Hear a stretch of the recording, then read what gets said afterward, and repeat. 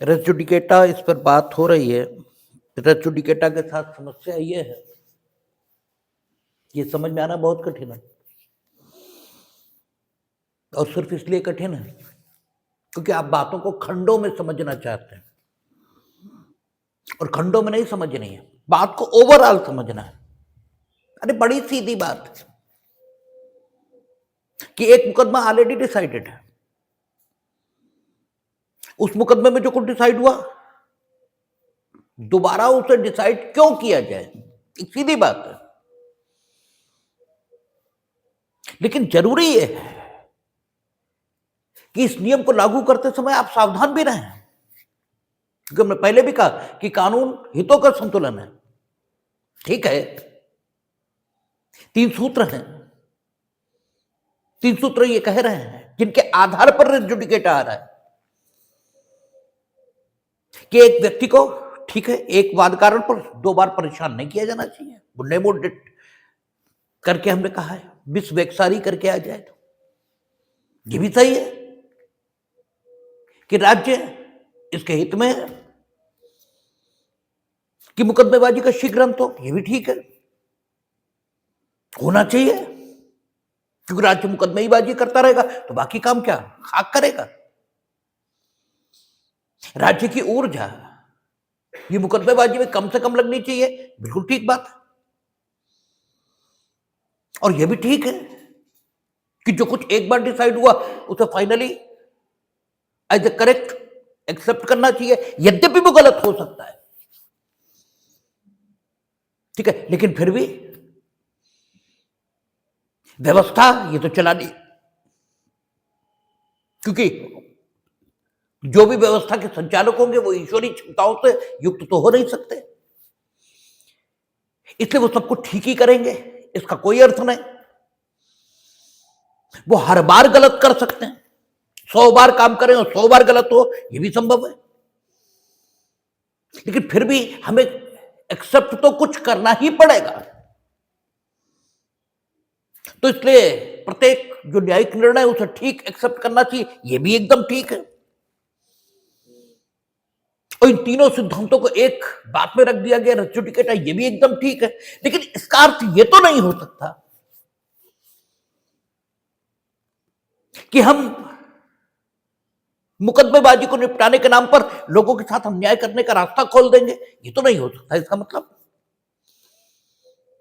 इसलिए race judicata के नियम में कुछ उन्होंने स्पेसिफिकेशन दे दिया कि दीज स्पेसिफिकेशन, अगर ये विशिष्टियां मौजूद हैं, केवल तभी कोई पूर्ण निर्णय रेस जुडिकेटा की तरह लागू हो सकता है, केवल तभी, क्योंकि मुकदमों को निपटाने के नाम पर लोगों के साथ अन्याय नहीं किया जा सकता, बातें दोनों तरफ रहनी चाहिए। एक और 3 सूत्रों में हम राज्य का हित ये देख रहे हैं, व्यक्ति शांतिपूर्ण जीवन जी सके ये देख रहे हैं। हमने कहा था कि मैक्सिमम 1 प्राइवेट जस्टिस पर आधारित है, 2 और 3 आपका पब्लिक पॉलिसी इस पर आधारित है। तो एक बात एकदम सही है कि राज्य के हित में मुकदमेबाजी का अंत हो और लोगों को शांतिपूर्ण जीवन जीने का अवसर मिले, लेकिन इसका अर्थ यह भी नहीं हो सकता कि लोगों के साथ अन्याय का रास्ता खोल दिया जाए। अगर हम प्रीवियस डिसीजन को बिना सोचे समझे सही मानकर लोगों को उसी इशू पर दोबारा मुकदमेबाजी करने से रोक देंगे हर स्थिति में, तो गड़बड़ भी हो जाएगा। उस गड़बड़ को समाप्त करने के लिए उन्होंने शर्तें बताई कि साहब कोर्ट ऑफ कॉम्पिटेंट जुडिक्शन होना चाहिए, जिसने पहला मुकदमा डिसाइड किया उन्हीं पक्षकारों के बीच होना चाहिए, मैटर प्रत्यक्षता और सारता विवाद दे रहा हो, ठीक है, और उसकी एम्बिट को बढ़ाया जाना यह भी ठीक लगता है कि कोई न्यायालय जो किसी एक इशू को डिसाइड कर सकता था संपूर्ण मुकदमे को डिसाइड नहीं कर सकता था। उसने एक इशू डिसाइड किया, अगले मुकदमे में वही इशू उठ रहा है,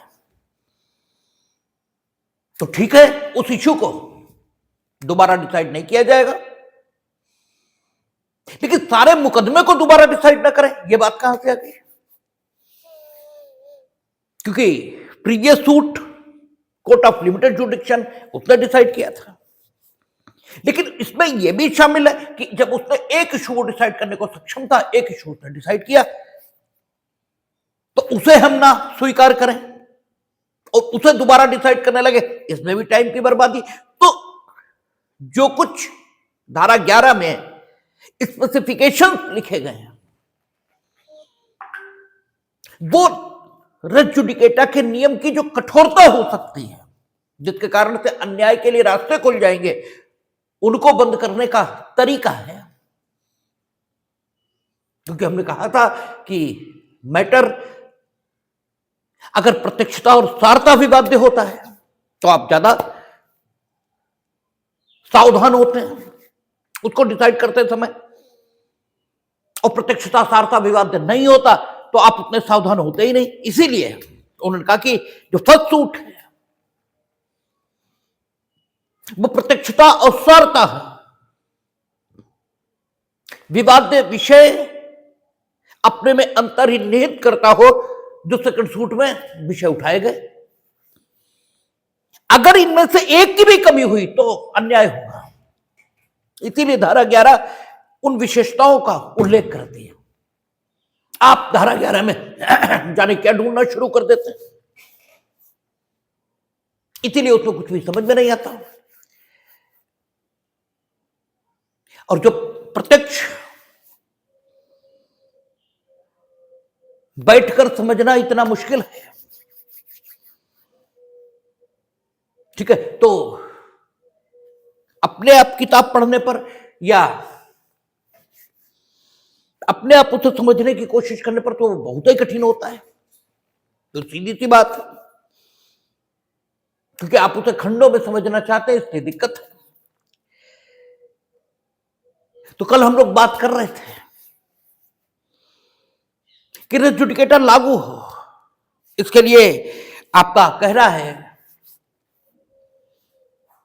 कि क्या होना चाहिए, मैटर जो सेकंड सूट में उठाया गया है उसे फर्स्ट सूट में प्रत्यक्षता और सारता यह विवाद्य होना चाहिए। अगर वो इशू जो सेकंड सूट में उठा है वो प्रत्यक्षता और सारता विवाद्य नहीं रहा है फर्स्ट सूट में, तो सेकंड सूट में उस इशू के उठने पर भले ही अन्य शर्तें पूरी हो रही हो तो भी सेकंड सूट बार्ड नहीं है, यानी रेस जुडिकेटा लागू नहीं होगा, सेकंड सूट चलेगा। क्योंकि धारा 11 में जितनी बातें लिखी हैं सबकी सब पूरी होनी चाहिए, सबकी सब। केवल तभी सेकंड सूट बार्ड हो सकता है। अगर एक बात की भी कमी है तो सेकंड सूट बार्ड नहीं है, सेकंड सूट आएगा, सेकंड सूट चलेगा, एक की भी कमी है। क्योंकि ये बहुत महत्व की बात है, ये सामान्य बात नहीं है, साधारण बात नहीं है कि आप एक व्यक्ति को मुकदमा लाने से ही रोक रहे हो कि मुकदमा नहीं आएगा। कोई आदमी खुशी से मुकदमा नहीं लाता, किसी को मुकदमेबाजी का शौक नहीं है, आदमी के पास पैसे रोटी खाने को नहीं है, ठीक है, कचहरी कोई बहुत आदमी खुशी से जाता है ऐसा नहीं है। मुकदमा और बीमारी ये मजबूरी का विषय है, आदमी वहां मजबूरी में खर्च करता है और वो पैसा खर्च करके मुकदमा लाना चाहता है, इसका मतलब उसे तकलीफ है, ठीक है। जब तकलीफ है और उसके बाद हम ये कह रहे हैं नहीं लाओगे तो ये बहुत महत्व की बात है, ये छोटी बात नहीं है। आप उसके महत्व को नहीं देखते, इसलिए नहीं समझ में आता है। इसलिए आपको लगता है कोई बहुत भारी अन्याय हो रहा है, कोई बहुत बड़ी बात हो रही है। अगर इस दृष्टिकोण से देखना शुरू करें तो आपको खुद लगने लगे कि नहीं, हर चंद कोशिश होनी चाहिए कि मुकदमा आ जाए कैसे भी, सेकंड सूट। लेकिन हर चंद कोशिश करने में राज्य के हित को ओवरलुक पूरी तरह वो भी नहीं किया जा सकता, क्योंकि आप ही काबिल नहीं हो, वो भी नागरिक है जिसने पिछले सूट में विजय प्राप्त की थी, तो उसके अधिकारों को हम डिस्टर्ब कैसे कर दें? यानी दोनों तरफ बैलेंस बराबर रहना चाहिए। व्यक्ति को साधारण तरीके से उसके मुकदमा लाने के अधिकार से वंचित भी नहीं किया जाना चाहिए। और सामान्य तौर पर बहुत आसानी से पिछले सूट में जिसने अधिकार हासिल किए उसके अधिकारों को डिस्टर्ब करने की अनुमति यह भी नहीं मिलनी चाहिए। दोनों ही बातें नहीं होनी चाहिए। इसीलिए रेजुडिकेटा का नियम लाया गया कि ठीक है, अगर ये सारी शर्तें पूरी हो गई, क्योंकि सिर्फ इतनी ही शर्तें हैं जो पूरी हो जाने की दशा में है, ये बिल्कुल न्यायोचित होगा कि फर्स्ट सूट में दिया गया निर्णय डिस्टर्ब न किया जाए। ये सारी शर्तें पूरी होने की ही दशा में ये एकदम उचित और ठीक माना जाएगा कि जो फर्स्ट सूट में डिसाइड हुआ that should not be disturbed. अगर ये सारी शर्तें पूरी हो गई तो निश्चित तौर पर जो सेकंड सूट लेकर आया है उसका सूट नहीं सुना जाना चाहिए, फिर पहले सूट में जिसने अधिकार हासिल किए उसी को हासिल रहने चाहिए। लेकिन अगर इनमें से एक की भी कमी है, यानी सेकंड सूट लेकर जो आया है वो ये दर्शित कर पा रहा है कि धारा 11 में वर्णित जो शर्तें हैं उनमें से अमुक पूरी नहीं, या सारी पूरी नहीं है, या एक से अधिक पूरी नहीं है, फिर अगर आप मुकदमा सुनने से इनकार करोगे तो निश्चित तौर पर इस व्यक्ति के साथ अन्याय करोगे जो सेकंड सूट लेकर आया है। इसके साथ अन्याय होगा ही, क्योंकि हमने आपको बताया कि लेजिस्लेचर आपसे बहुत अच्छा सोचती है और इसीलिए कहा जाता कि आप अपना दिमाग मत लगाइए, सिर्फ प्रक्रिया का पालन करते रहिए, न्याय ऑटोमेटिकली घटित होगा। विधायिका ने बहुत सोच समझकर धारा 11 में वो सारी शर्तें रखी हैं, हर पहलू पर विचार किया है, हर आयाम पर विचार किया है, और उसके बाद उसने शर्तें निर्धारित की हैं कि if these conditions will be satisfied then second suit will be barred. तब सेकंड सूट नहीं आएगा, तब फर्स्ट सूट में जिसने अधिकार हासिल किए उसे उस डिग्री के अधिकारों को या उस डिग्री के द्वारा प्रदत्त जो अनुतोष है उसे एंजॉय करना चाहिए। और अगर इनमें से एक भी कम है और फिर आप सेकंड सूट लाने से किसी को रोक रहे हो तो जो सेकंड सूट लाना चाहता है उसके साथ अन्याय होगा।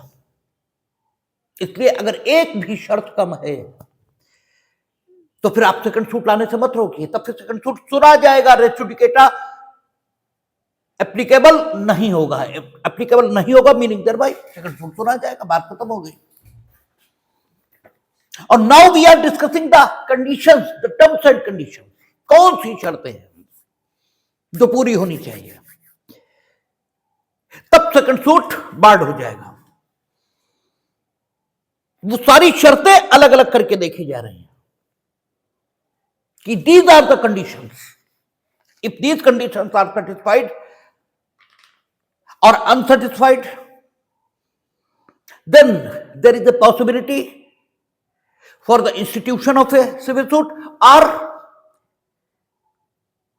not institution of civil suit. तब ये तय करेंगे कि सिविल सूट आना चाहिए या नहीं आना चाहिए। उससे पहले कुछ भी नहीं। और जो मौत स्केल पर यह बात कही गई है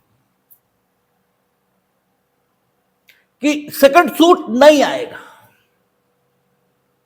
तो इस बात को कहने का कोई अर्थ, कोई आधार नहीं दिखाई देता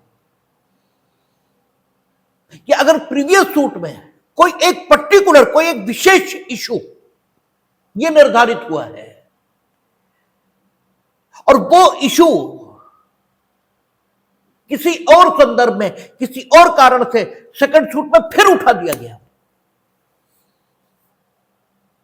तो वो इशू जो पूर्व में निर्धारित हो चुका है और सक्षम न्यायालय से निर्धारित हो चुका है, उसे फिर से निर्धारित किया जाए, इसका भी कोई औचित्य नहीं दिखाई देता।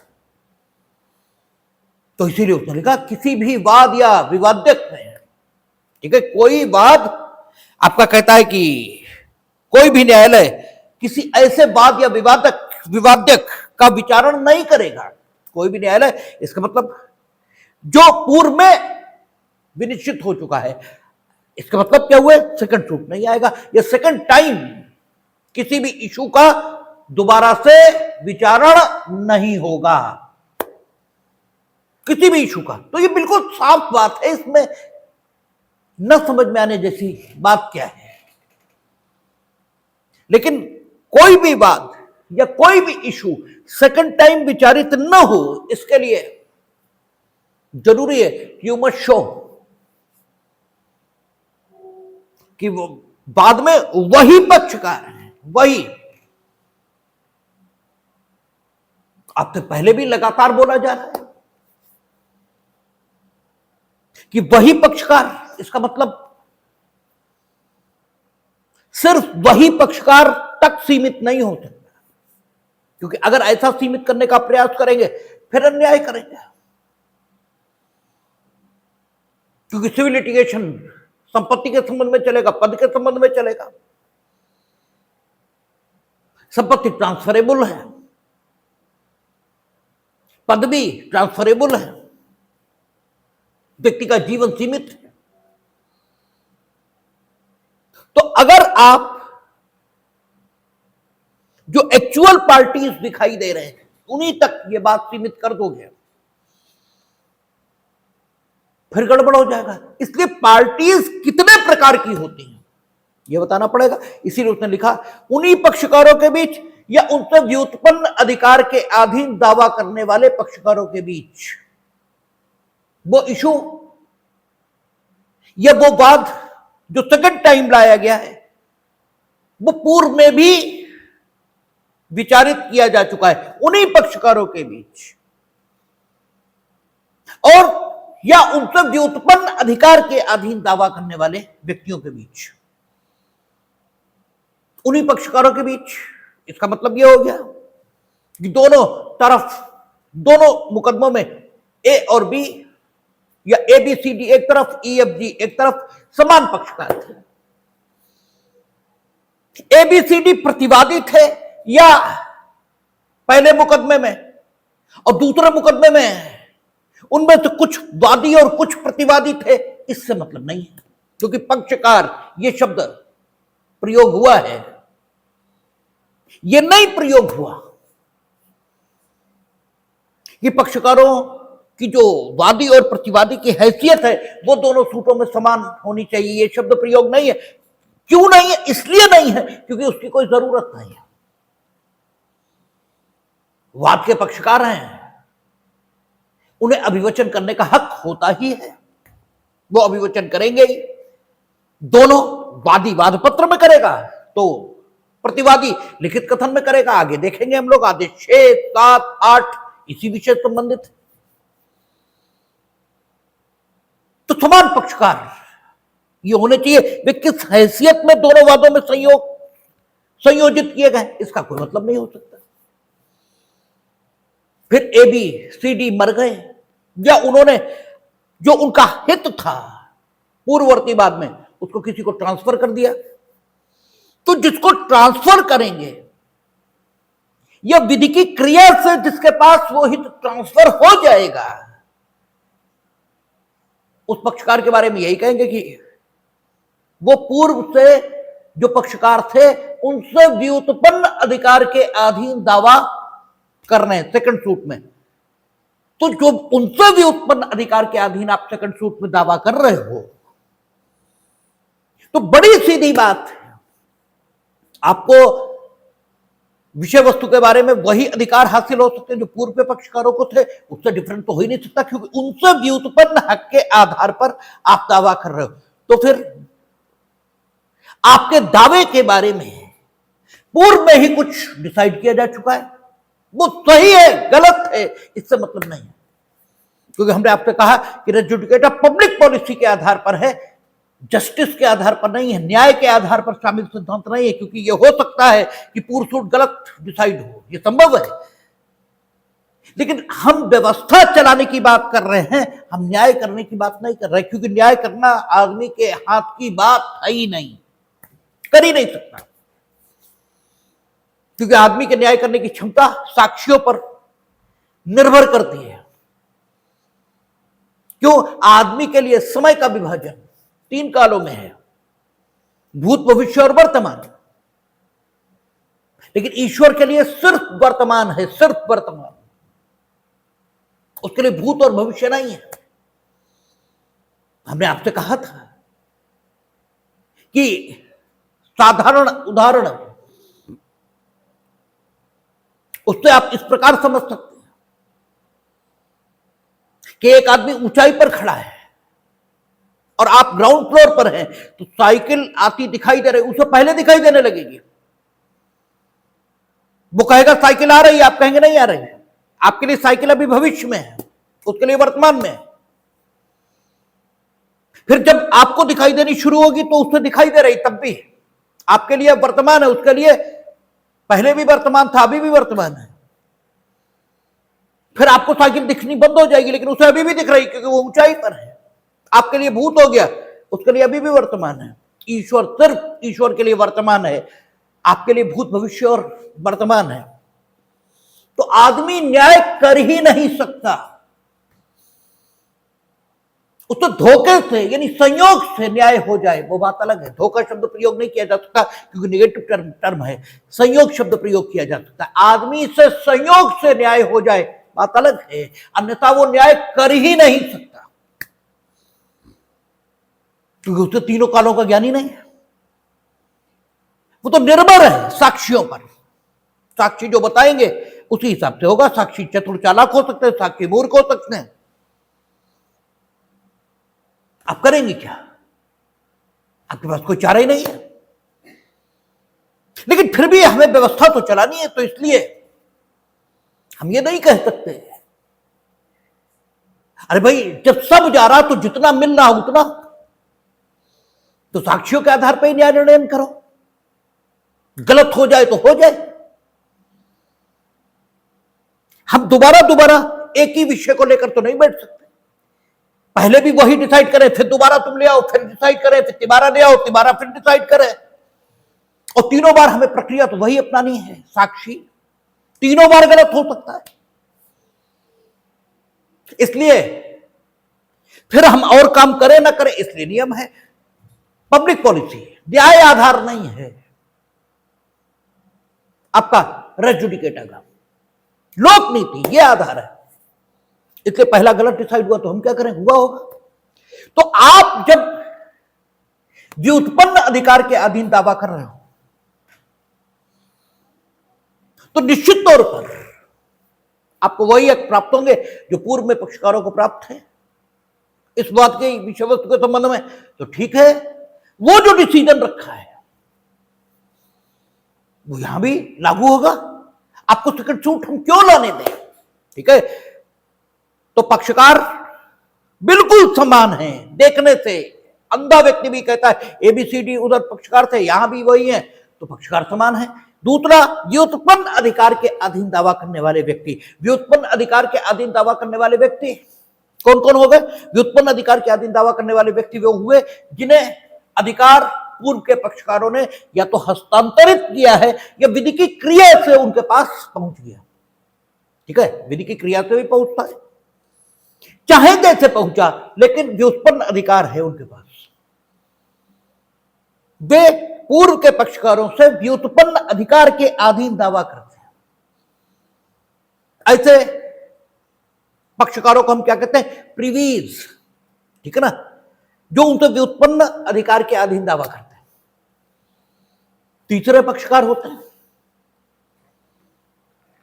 जिन्हें आपने पक्षकार नहीं बनाया, जिन्हें आपने पक्षकार नहीं बनाया, लेकिन बाद के निर्णय से वे प्रभावित हो सकते हैं, बाद के निर्णय से वे प्रभावित हो जाएंगे। हमने अपने संविदा कर रखे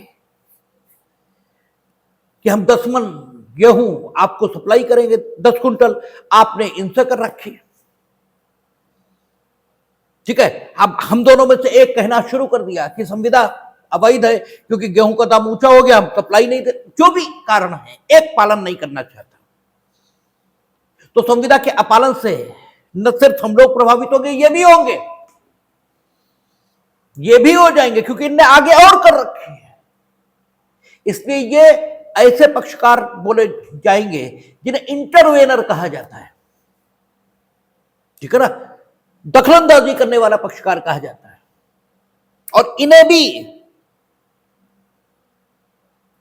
सीपीसी, जो हम लोग देखेंगे आदेश 1, तो इन्हें भी हक देगी सीपीसी कि ये इस बाद में आकर पक्षकार बन जाएं, और अगर न्यायालय ने इन्हें पक्षकार स्वीकार कर लिया तो अब ये भी पक्षकार हो गए, यद्यपि मूल वाद में ये पक्षकार नहीं थे। अब ये अगर सेकंड सूट लाएंगे तो भी रोक दिया जाएगा, ये कहें कि साहब हम तो पक्षकार थे ही नहीं, हमें तो न्यायालय ने बनाया, अरे बन तो गए। अब ये या इनके विधिक प्रतिनिधि अगर मुकदमा लाएंगे सेकंड सूट, फिर नहीं आएगा, फिर नहीं आएगा, ठीक है। चौथे, स्ट्रेंजर्स, अजनबी हैं जो, जिनका वाद से कोई मतलब नहीं, वे भी रेस जुडिकेटा के नियम के लिए वाद के पक्षकार माने जा सकते हैं। स्पष्टीकरण 6, अभी हम लोग पहुंचेंगे स्पष्टीकरण 6 पर। आपने कह दिया कि आया नहीं, इसलिए हम फिर से समराइज कर रहे हैं सारी चीज को। स्पष्टीकरण 6 पर जब पहुंचेंगे तो वहां कहेगा कि अगर कोई व्यक्ति प्रतिनिधि की हैसियत से वाद लाया है या किसी व्यक्ति को प्रतिनिधि की हैसियत से अभियोजित किया गया है, तो वो व्यक्ति जो प्रतिनिधि की हैसियत से वाद लाया है या जिसको प्रतिनिधि की हैसियत से अभियोजित किया गया है, वो जिनका प्रतिनिधित्व करता है, वे सब इस वाद में पक्षकार मान लिए जाएंगे और इस वाद में जो डिसीजन हुआ है उससे बाध्य हो जाएंगे। पूर्ववर्ती वाद में, यानी अगर कोई व्यक्ति पूर्ववर्ती वाद प्रतिनिधि की हैसियत से लाया था या उस पर प्रतिनिधि की हैसियत से वाद लाया गया था, तो वो जिन का प्रतिनिधित्व कर रहा था पूर्ववर्ती वाद में, उनमें से कोई भी, उनमें से एक भी सेकंड सूट नहीं ला सकेगा, ठीक है ना। यदि रेस जुडिकेटा की अन्य जो विशेषताएं, हम तो एक एक विशेषता पर बात कर रहे हैं क्योंकि एक एक विशेषता पर ही बात की जा सकती है, एक साथ सारी विशेषताओं पर बात कैसे करें भाई। बात जब हमें करनी पड़ेगी तो एक एक करके क्रम से करनी पड़ेगी। ऐसे ही आपकी किताब लिखी होती है। बीएनएसएस तो धारा 1 से लेकर 531 तक बीएनएसएस ही है, लेकिन पूरी 531 एक साथ तो नहीं पढ़ लेंगे। धारा 1 से लेकर 158 धाराएं और पहले आदेश से लेकर 151 आदेश तक सीपीसी ही है, लेकिन बात तो क्रम से होगी। बात कैसे हम एक साथ करें, तो यहां भी हम एक एक करके बात कर रहे हैं। अभी हम पक्षकारों पर बात कर रहे हैं कि पक्षकार, उन्होंने कहा पक्षकार या उनसे व्युत्पन्न अधिकार के अधीन दावा करने वाले व्यक्ति, इनके भी सेकंड सूट नहीं आएगा। लेकिन केवल इतनी सी बात नहीं है, आगे भी बहुत सारी बातें हैं, उन पर एक एक करके बात होगी। पहले तो हम ये स्पष्ट कर रहे हैं कि पक्षकार ये कितने प्रकार के हैं। तो पक्षकार एक तो वही है जो सामने सामने दिखाई दे रहा है, दूसरे वे जो व्युत्पन्न अधिकार के अधीन दावा कर रहे हैं, यानी जिन्हें हस्तांतरित किया गया अधिकार या फिर विधि की क्रिया से उनके पास पहुंच गया। तीसरे वे भी है जो मूल रूप से पक्षकार नहीं थे, लेकिन चूंकि वाद के निर्णय से उनके प्रभावित हो जाने की संभावना थी, इसलिए आदेश की व्यवस्था के मुताबिक वे पक्षकार बन गए, तो उन्हें भी रेस जुडिकेटा के सिद्धांत के लिए पूर्ववर्तीवाद का पक्षकार माना जाएगा। वे या उनके प्रतिनिधि अगर सेकंड सूट लाने की कोशिश करेंगे तो माना जाएगा ना, आप पक्षकार इस परिभाषा में आते हैं, भले ही आपको मूल रूप से संयोजित किया गया था या नहीं। विधायिका ने रेस जुडिकेटा के नियम को और प्रभावी बनाने के लिए स्पष्टीकरण 6 ये जोड़ा। उसने कहा कि प्रतिनिधिवाद अगर लाया गया, पूर्ववर्तीवाद प्रतिनिधिवाद था, ठीक है, पूर्ववर्तीवाद जो लाया था वो अपने लिए तो लाया ही था उस मुकदमे को। ऐसा भी हो सकता है कि आप मुकदमा अपने लिए लाओ, साथ ही साथ अन्य व्यक्तियों के लिए लाओ, ऐसा भी संभव है। कैसे संभव है देखेंगे अभी। या किसी व्यक्ति को अपने लिए या अन्य, साथ ही साथ अन्यों के लिए भी अभियोजित किया जा रहा था। तो जितनों के लिए वो अभियोजित किया जा रहा था, ये जितनों के लिए वो मुकदमा लाया था, उनमें से कोई भी सेकंड सूट नहीं लाएगा, ठीक है, उनमें से कोई नहीं। लेकिन इस नियम को लागू करते समय हमने कहा ना, अन्याय ना हो, अन्याय ना हो, ये जरूरी है। आप एक मार्ग के बारे में कहते हैं ये लोक मार्ग है, इसका मतलब आप ये दावा कर रहे हैं कि इस मार्ग से निकलने का अधिकार न सिर्फ हमें है बल्कि जनता के प्रत्येक व्यक्ति को है। इसका मतलब यह हुआ कि आप अपने लिए और जनता के प्रत्येक व्यक्ति के लिए उस मार्ग का दावा कर रहे हैं, ठीक है, इसका मतलब यह हो गया। और हम कहते हैं यह मार्ग मेरा प्राइवेट मार्ग है। तो आपने अगर मुकदमा किया तो यह माना जाएगा कि जनता के प्रत्येक व्यक्ति की ओर से आपने मुकदमा किया है, क्योंकि आप लोक मार्ग कहते हैं और इसमें डिग्री आपके खिलाफ हो गई। अब जनता का कोई भी व्यक्ति इस मार्ग को लोक मार्ग कहते हुए अगर मुकदमा लाना चाहेगा तो नहीं आएगा सेकंड सूट, क्योंकि इन्होंने प्रतिनिधि की हैसियत से मुकदमा किया था, ठीक है। स्पष्टीकरण 6 ये कह रहा है जनता के प्रतिनिधि माने जाएंगे। या हमने इन पर मुकदमा किया, ये हमारे मार्ग से निकलते हैं, इन्होंने कहा कि ये तो लोक मार्ग है इसलिए हम निकलते हैं, तो इनको हमने अभियोजित किया था रिप्रेजेंटेटिव कैपेसिटी में। अब जनता का प्रत्येक व्यक्ति इस मामले में पक्षकार नहीं था, लेकिन जो पक्षकार थे वे जनता के प्रत्येक व्यक्ति का प्रतिनिधित्व कर रहे थे, इसलिए जनता का प्रत्येक व्यक्ति सेकंड सूट लाने से निवारित हो जाएगा। लेकिन यह बहुत महत्वपूर्ण बात है कि जनता का कोई भी व्यक्ति अब मुकदमा नहीं ला पाएगा, ये बड़ी महत्व की बात है, इसका दुरुपयोग ना हो। इसके लिए सीपीसी में बहुत सारी सावधानियां ये बताई गई। अगर रिप्रेजेंटेटिव कैपेसिटी में पिछला मुकदमा डिसाइड हुआ है और सेकंड सूट इसलिए रोका जा रहा है क्योंकि रिप्रेजेंटेटिव कैपेसिटी में जो कुछ डिसाइड हुआ उसी के लिए दोबारा मुकदमा लाया जाए, यानी उसी मार्ग को लोक मार्ग या प्राइवेट मार्ग बताते हुए फिर से मुकदमेबाजी शुरू हो रही है। तो भले ही अब की इनकी बजाय मिस्टर यक्स जनता के व्यक्ति आए हैं, लेकिन वो निर्णय रेस जुडिकेटा की तरह लागू होकर सेकंड सूट को आने से रोक सकता है, रोक सकता है, सिर्फ इतना। रोक देगा ये जरूरी नहीं है, साबित करना पड़ेगा कि रिप्रेजेंटेटिव सूट जो पिछला डिसाइड हुआ सीपीसी की अपेक्षाओं के मुताबिक डिसाइड हुआ, मीनिंग देयर बाय। जब सीपीसी आगे हम लोग पढ़ेंगे तो वो बताएगी कि रिप्रेजेंटेटिव सूट अगर डिसाइड हो रहा है तो जो लोग न्यायालय में संघर्ष कर रहे थे उन्हें साबित करना होगा या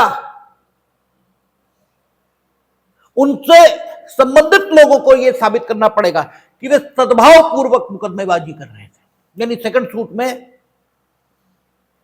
सूट में जो प्रतिवादी है, अगर वो ये साबित करने में सफल हो गया कि फर्स्ट सूट इन लोगों ने मिल के डिसाइड करा लिया था इसीलिए ताकि सेकंड सूट ना आ पाए, ठीक है, तो सेकंड सूट इस बात के बावजूद आएगा कि फर्स्ट सूट डिसाइड हो चुका है।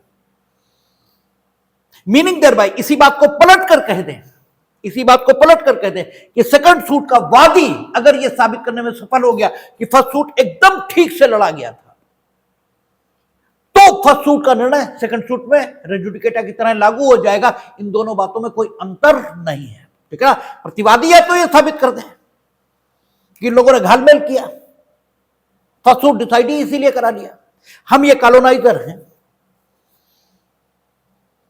ठीक है। एक जगह होली की जगह है, ये चाहते हैं कि वो होली की बाहर कब्जा हो जाए, बेच दें हम उसे।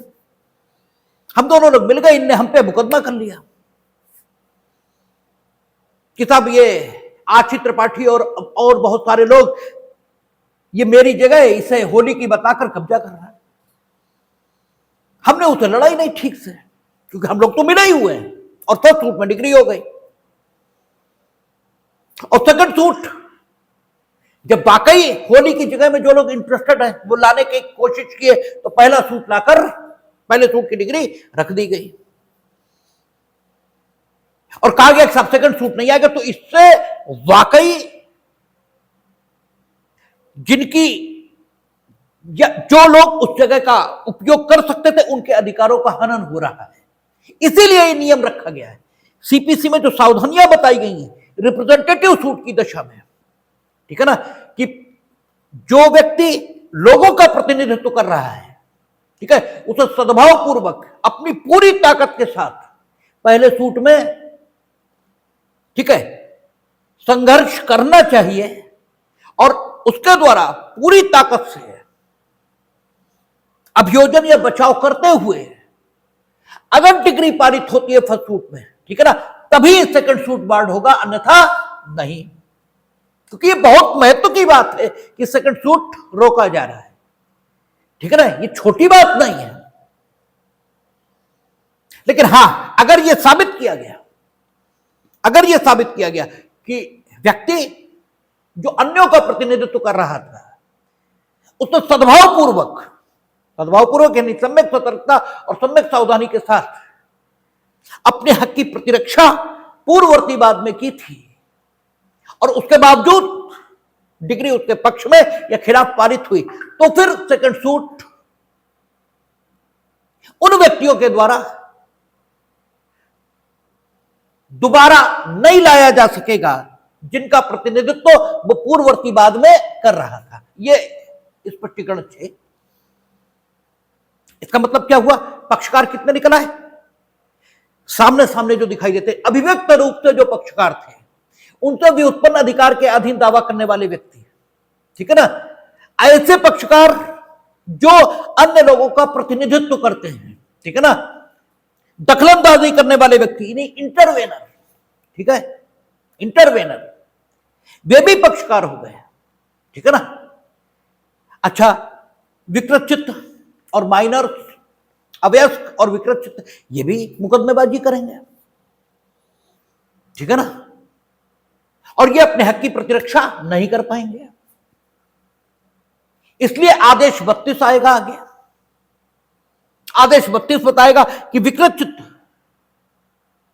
और अवयस्क इनके विरुद्ध मुकदमेबाजी कैसे की जा सकती है और इनके द्वारा मुकदमा कैसे लाया जा सकता है, ठीक है। तो इनके द्वारा जो मुकदमा लाया जाता है, इन पर जो मुकदमेबाजी की जाती है, उसमें बाद में जो प्रभावी पक्षकार होता है वो ये नहीं होते, ये इनका नाम जरूर लिखा होता लेकिन द्वारा इनका संरक्षक या द्वारा इनका वाद मित्र, ठीक है ना, उसकी नियुक्ति न्यायालय करता है, ठीक है, उसके द्वारा प्रभावी तौर पर मुकदमा लड़ा जाता है। ये सिर्फ नाम के पार्टी होते हैं। लेकिन अगर उस सूट पर जो डिग्री पारित हुई, ठीक है, उस डिग्री के संबंध में दोबारा इस अवयस के या इस विकृत चित्त के उत्तराधिकारियों के द्वारा या इसके वाद मित्र के द्वारा दोबारा मुकदमा लाया जाए तो वो डिग्री रेट जुडिकेटा की तरह लागू होगी और इन्हें दोबारा मुकदमा नहीं लाने दिया जाएगा। लेकिन फिर क्योंकि महत्वपूर्ण अधिकार हम छीन रहे हैं, इसलिए फिर ध्यान रखना पड़ेगा अन्याय ना हो। अन्याय ना हो मीनिंग दरबाई आदेश 32 कुछ सावधानियां बता रही है ताकि ऐसा ना हो अवयस्क और विकृत चित्त का हक मारने के लिए, ठीक है, हम अवयस्क या विकृत चित्त के वाद मित्र बन गए और हम लोगों ने तय कर रखा है कि बाद में जो प्रॉपर्टी मिलेगी आधी आधी बांट लेंगे, और वास्तव में वो अवयस्क की है, वास्तव में वो विकृत चित्त की है और इन्होंने कह दिया मेरी है, और हम वाद मित्र बने हुए हैं अवयस्क और विकृत चित्त के। हमने कुछ डिफेंड ही नहीं किया ठीक से, दिखावे का डिफेंड, दिखावे की प्रतिरक्षा की डिग्री इनके फेवर में हो गई, तो सेकंड सूट आएगा, तो सेकंड सूट आएगा, क्योंकि वे सावधानियां जो अवयस्क और विकृत चित्त की दशा में ली जानी चाहिए थी वे ली नहीं गई, ठीक है ना। तो आप देखेंगे हर चंद प्रक्रिया ऐसे रास्ते छोड़ेगी जिनमें सेकंड सूट आने की संभावना बनी रहे, ठीक है ना, और नहीं भी आए, दोनों बातें एक साथ चलेंगी, क्योंकि कानून भगवान की तरह ना इनके फेवर में है और ना इनके खिलाफ है, कुछ नहीं। इसीलिए बनाया जा रहा है कि जहां तक हो सके न्याय हो, जहां तक, क्योंकि न्याय तुम कर नहीं पाओगे, न्याय हो जाए वो बात अलग है, कर नहीं सकते आप, कर कैसे लोगे, ठीक है, लेकिन फिर भी कोशिश यही है कि हो। तो पक्षकार कौन हुए? जो सामने दिखाई दे रहे हैं, जो अभिव्यक्त रूप से पक्षकार है, जो उनसे व्युत्पन्न अधिकार के अधीन दावा कर रहा है, यानी प्रिवीज, दखलंदाजी करने वाले व्यक्ति, यानी इंटरवेनर, ठीक है, इंटरवेनर भी पक्षकार हो गए। वे जो पूर्ववर्तीवाद में, ठीक है, किसी का प्रतिनिधित्व कर रहे थे, ठीक है, तो जिनका वे प्रतिनिधित्व कर रहे थे वे, ठीक है, जिनका वे प्रतिनिधित्व कर रहे थे वे भी पूर्ववर्तीवाद में पक्षकार माने जाएंगे। विकृत चित्त और अवयस्क की दशा में उनके वाद मित्र नहीं, विकृत चित्त और अवयस्क ही, ठीक है ना, वही पक्षकार माने जाएंगे पूर्ववर्तीवाद में। यद्यपि प्रभावी तौर पर उन्होंने पूर्ववर्तीवाद में न अभियोजन किया था न ही प्रतिरक्षा, दोनों नहीं किए थे, दोनों नहीं किए थे। किसने किए थे? वाद मित्र ने। लेकिन फिर भी अवयस्क और विकृत चित्त पूर्ववर्तीवाद में पक्षकार माने ही जाएंगे, ठीक है ना। लेकिन इन सबको हम पक्षकार मान लें और इन्हें सेकंड सूट लाने से रोकें, इसके लिए जरूरी है कि सीपीसी जिन प्रकार की सुरक्षाओं को पूर्ववर्तीवाद में लिए जाने की अपेक्षा करती है वे सारी सुरक्षाएं वहां ली गई हों, तभी यह माना जाएगा कि फर्स्ट सूट में और सेकंड सूट में समान पक्षकार हैं, अदरवाइज नहीं। जैसे अगर प्रतिनिधि की हैसियत से किसी को अभियोजित किया गया था या प्रतिनिधि की हैसियत से किसी ने अभियोजित किया था और सेकंड सूट बोल आया है जिसका प्रतिनिधित्व दूसरों के द्वारा किया जा रहा था, ठीक है, दूसरों के द्वारा किया जा रहा था, तो ये साबित करना पड़ेगा किसे? प्रतिवादी को। अगर वो चाहता है कि फर्स्ट सूट की डिग्री सेकंड सूट में रेस जुडिकेटा की तरह लागू हो, तो प्रतिवादी को यह साबित करना पड़ेगा, क्योंकि प्रतिवादी ये चाहेगा ना कि सेकंड सूट न चले।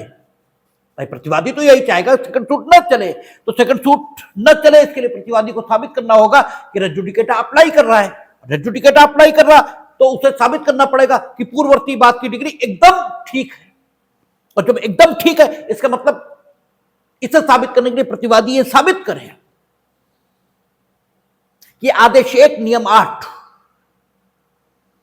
जो प्रतिनिधिवाद को चलाने के लिए तरीका बता रहा है उसी तरीके से पिछला वाद चलाया गया था, ठीक है ना। और वादी अगर साबित करना वादी अगर चाहता है कि सेकंड सूट चले तो उसे साबित करना होगा कि प्रतिनिधिवाद चलाने के लिए आदेशिक नियम 8 में जो कुछ बताया गया वो फॉलो नहीं हुआ था, इसलिए सेकंड सूट आएगा, ठीक है ना। तो पक्षकार समान होने चाहिए। इसका अर्थ यह नहीं है कि समान ABCD वहां भी होना चाहिए, ABCD यहां भी होना चाहिए। अन्य लोग भी हो सकते हैं जो इस शब्दावली के अंतर्गत आए हैं, ठीक है ना। और जो मैटर लिटिगेटेड है, जो इस वाद में दोबारा उठाया गया है, ठीक है ना, वो वाद की विषय जो वाद में उठाए गए विवाद्यक हैं, जो इश्यूज हैं, वो कैसे होने चाहिए? वे भी समान होने चाहिए, ठीक है। पूर्ववर्ती वाद में भी वही रहे हो और पश्चातवर्ती वाद में भी वही है, लेकिन सिर्फ समान नहीं है, प्रत्यक्षता और सारता समान होने चाहिए, तभी लागू हो सकता है। और पक्षकारों वाली बात में एक बात और छूट गई और सर्वाधिक इंपॉर्टेंट है, उसके बारे में खूब पूछा जाता है कि अगर पिछले वाद में कोई प्रोफार्मा डिफेंडेंट था तो क्या उसके विरुद्ध रेस जुडिकेटा लागू होगा? अब सबसे पहली बात, प्रोफार्मा डिफेंडेंट कहेंगे किसे? प्रोफार्मा डिफेंडेंट को हिंदी में कहेंगे औपचारिक पक्षकार। कहने भर को पक्षकार है, इसे उचित पक्षकार यह भी कह दिया जाता है। यह अपनी मर्जी से नहीं बना है, आपने बना दिया। तो जो प्रोफार्मा डिफेंडेंट होता है उसके विरुद्ध अनुतोष क्लेम नहीं होता, उसके विरुद्ध अनुतोष नहीं मांगा जाता, ठीक है। रिलीफ हमेशा उन पक्षकारों के विरुद्ध मांगी जाएगी, यानी उन प्रतिवादियों के विरुद्ध, उन डिफेंडेंट्स के खिलाफ मानी जाएगी जो प्रोफार्मा डिफेंडेंट नहीं है, ठीक है। या यूं कह लें, जिनके विरुद्ध अनुतोष मांगा जाता है वे प्रोफार्मा डिफेंडेंट नहीं होते, ऐसे कह लो चाहे जैसे कह लो, ठीक है। प्रोफार्मा डिफेंडेंट की विशेषता यह होती है उसके विरुद्ध अनुतोष नहीं मांगा जाता, लेकिन वो मामले में पक्षकार होता है। तो अगर सीधे सीधे आपसे सवाल हुआ है कि प्रोफार्मा डिफेंडेंट के विरुद्ध रेस जुडिकेटा लागू होता है या नहीं, तो लागू होता है, ठीक है, लागू होता है। लेकिन अगर सवाल ऐसे बनाया गया है कि निम्न में से जो सर्वाधिक सत्य हो वो बताइए, जो सर्वाधिक सत्य हो, और उसमें अगर यह विकल्प बना हुआ है कि प्रोफार्मा डिफेंडेंट के विरुद्ध रेस जुडिकेटा लागू होता है, एक विकल्प यह, और सर्वाधिक सत्य उसने पूछ लिया, और दूसरा विकल्प यह है कि प्रोफार्मा डिफेंडेंट के विरुद्ध रेस जुडिकेटा लागू भी होता है और लागू नहीं भी होता है, तो सर्वाधिक सत्य फिर यही है, ठीक है। फिर सर्वाधिक सत्य यही है कि लागू हो भी सकता है और लागू नहीं भी हो सकता है। देखा जाएगा कि सूट की पोजीशन क्या है, ठीक है। प्रोफार्मा डिफेंडेंट के विरुद्ध ये खूब पूछा जाता है, खूब धड़ाधड़ पूछा जाता है, ठीक है। प्रोफार्मा डिफेंडेंट जैसे आपने ये कहा कि मिस्टर बी जो है क्या है कि अतिचारी है, मिस्टर बी अतिचारी है, और हम जो है मकान मालिक, हमें मकान का कब्जा दिलवाया जाए। आपने अनुतोष किसके विरुद्ध मांगा? बी के विरुद्ध, ठीक। बी आया, बी ने कहा कि हम किराएदार हैं, अतिचारी नहीं हैं, हम किराएदार हैं और इनका कोई मतलब नहीं है मकान से, ठीक है। मकान सी का है। अब सी तो कुछ कह ही नहीं रहा, ये तो बी कह रहा है ना कि सी का मकान है। बी ने तो कुछ, सी ने तो कुछ नहीं कहा। ठीक है, सी को प्रोफार्मा डिफेंडेंट कोर्ट ने बना दिया, या कोर्ट ने बना दिया ही नहीं। आप देखेंगे आदेश एक नियम 8 में कोर्ट को भी ताकत है कि वो निर्देश दे सकते हैं। आदेश एक नियम 8 बोल गए, आदेश एक नियम 10। ठीक है, न्यायालय आदेश दे सकता है कि अमुक पक्षकार को हटाइए, अमुक पक्षकार को जोड़िए। ठीक है, तो न्यायालय ने आदेश दे दिया कि सी को बनाइए पक्षकार। सी आया, लेकिन सी आए कि जरूरी तो नहीं है सीपीसी में, उसे सम्मन भेजा जाएगा। ठीक है ना, पहले, और सम्मन कब भेजा जाएगा? जब वो प्रोफार्मा डिफेंडेंट बन जाएगा तभी तो भेजा जाएगा, बनेगा तभी तो जाएगा। तो पहले वो बन गया, सम्मन भेजा, वो आया ही नहीं। ठीक है, उसने कुछ कहा ही नहीं, या आया उसने प्रतिरक्षा ही नहीं की। ठीक है, आया लेकिन उसने प्रतिरक्षा की और ये कह दिया भाई हमें इन लोगों के झगड़े कोई लेना देना नहीं, हमें कुछ नहीं कहना। ठीक, डिसाइड ये हुआ कि ए का कोई मतलब नहीं है। ठीक है, ए का कोई मतलब नहीं है, और बी क्या है? टेनेंट नहीं है बल्कि मालिक। हालांकि बी ने टेनेंट कहा था अपने को, तो चलो थोड़ा सा संशोधन कर लेते हैं। बी ने अपने आप को टेनेंट विकल्प में मालिक दोनों कहा था। ठीक है ना, और ये डिसाइड हो गया कि मालिक है वो। ठीक, अब सी बी के खिलाफ मुकदमा ला रहा है दोबारा। ठीक है, उस सूट में डिसाइड हो गया ए और बी के बीच जो था, जिसमें प्रोफार्मा डिफेंडेंट सी को बनाया गया, उसमें डिसाइड हो गया बी मालिक। ठीक है, और सी बी के द्वारा कहा गया था मालिक है। ठीक है, लेकिन न्यायालय ने क्या डिसाइड किया कि बी मालिक है, चलो टेनेंट हटा दो तो थोड़ा ठीक रहेगा, क्योंकि न्यायालय आपके अभिभाषक के विरुद्ध कुछ डिसाइड नहीं करता।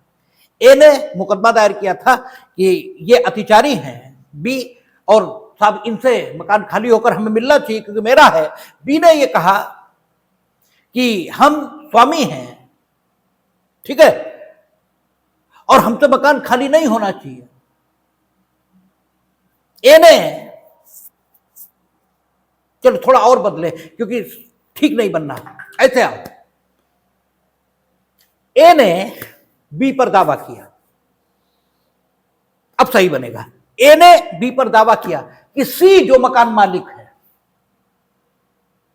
उसने मकान हमें किराए पर दिया है, और बी अतिचारी। अब बिल्कुल ठीक आ गया, अब बिल्कुल सही है। ए ने दावा किया कि सी मकान का मालिक है और सी ने हमें किराए पर मकान दिया है। ठीक है, तो उसका स्वत्व आ गया पट्टेदार का।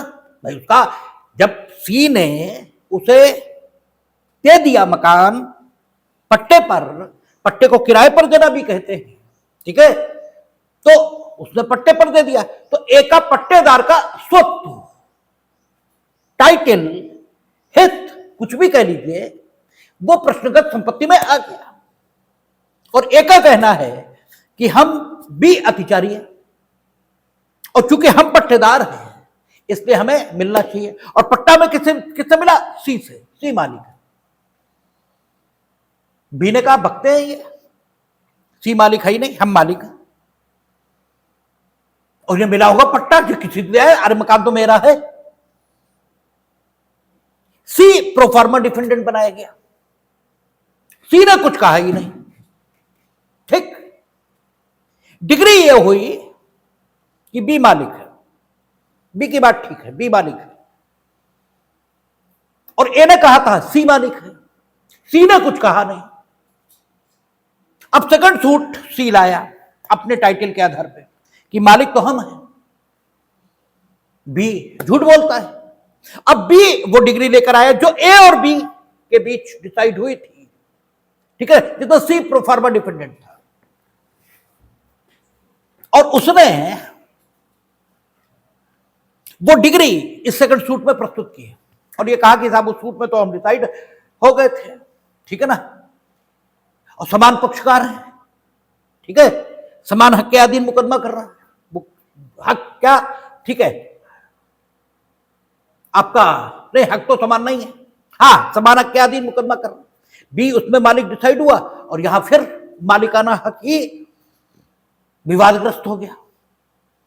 तो सारी बातें आ रही हैं, इसलिए सेकंड सूट नहीं चलना चाहिए, ठीक है। ये प्रोफार्मा डिफेंडेंट तो थे ना, लेकिन ये सूट चलेगा, ठीक है, ये सूट चलेगा, इसलिए चलेगा कि इसमें सी ने कुछ कहा ही नहीं, सीधे कोई लेना ही देना नहीं था। दोनों पक्षकारों के जो दावे थे, ठीक है, उन दावों से सी का हित किसी प्रकार प्रभावित नहीं हो रहा था। सी कुछ भी ना बोलता तो भी उसका हित प्रभावी नहीं हो रहा।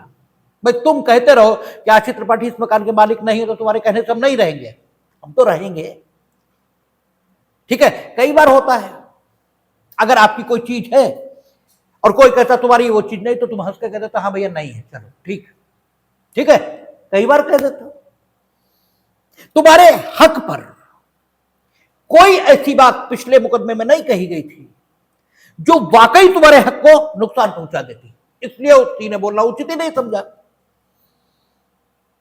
अब वो अपने टाइटल के आधार पर मुकदमा लाया है, तो अब तय होने दो। अगर सी का हक बेहतर होगा तो सी को मिलेगी प्रॉपर्टी, बी का हक बेहतर होगा तो बी को मिलेगी प्रॉपर्टी, ठीक है ना। अब दूसरी स्थिति देखें, दूसरी स्थिति यह है कि ए इसके खिलाफ बी मुकदमा लाया है कि ए किराया नहीं देता, इसलिए ए से मकान खाली करा दिया जाए। ए ने कहा कि भाई यही थोड़ी मकान के मालिक है, ठीक है, खाली ये नहीं है मकान के मालिक, इसमें सी और डी भी मकान के मालिक है और हम तो सी के हिस्से में रह रहे हैं, इनकी कोई हैसियत ही नहीं, ये कैसे मांग लेंगे, ये तो 1/3 के हिस्सेदार हैं। सी और डी प्रोफार्मा डिफेंडेंट बना दिए गए और सी और डी ने कुछ नहीं कहा। अब सी और डी का न बोलने से हक प्रभावित हो रहा था, ठीक है, क्योंकि बी खुद को सोल मालिक कह रहा था,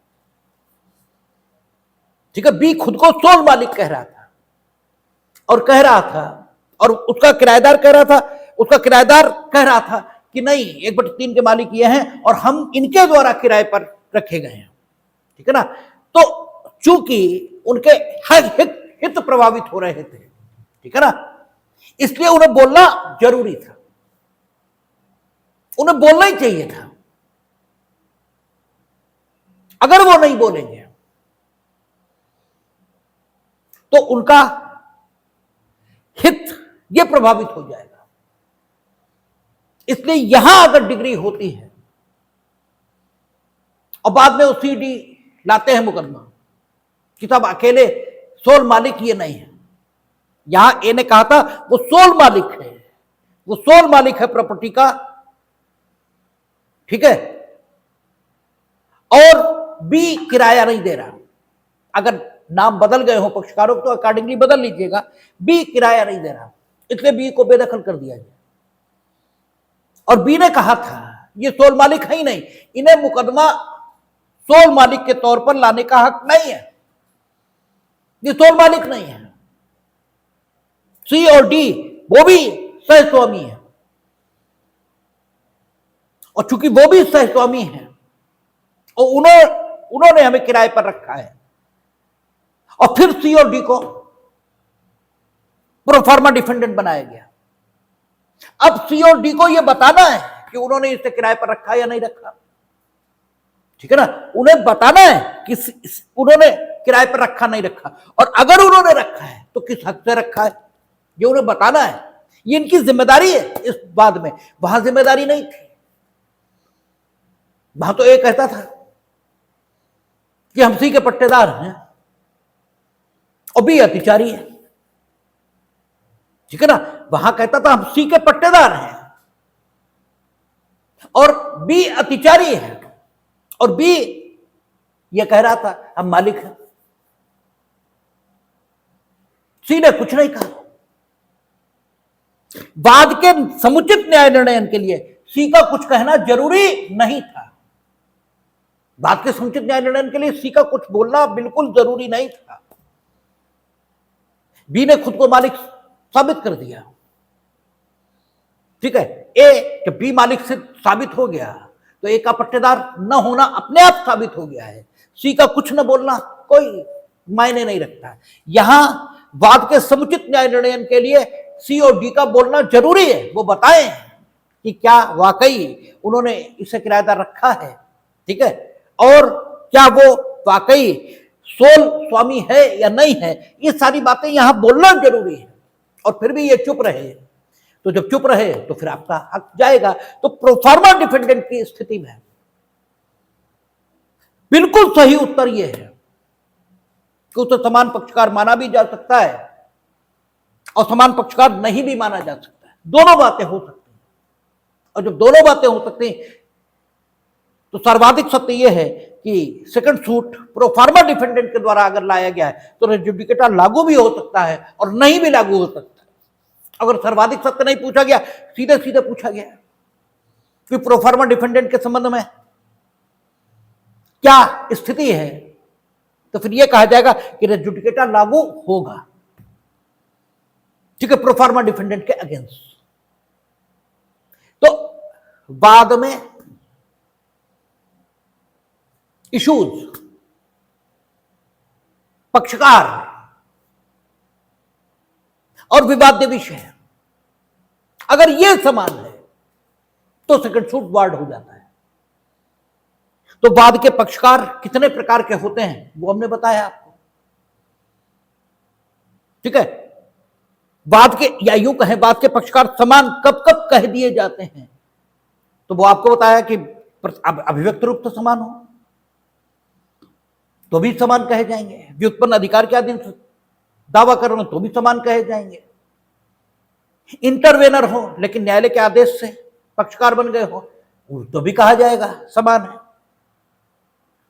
अवयस्क विकृत चित्त अगर सीपीसी की आवश्यकताएं पूरी हुई हैं तो समान मान लिया जाए। और कभी कभी अजनबी भी समान पक्षकार इस श्रेणी में आ सकते हैं यदि आपका स्पष्टीकरण 6 उसकी आवश्यकताएं पूरी हो जाएं, ठीक है ना।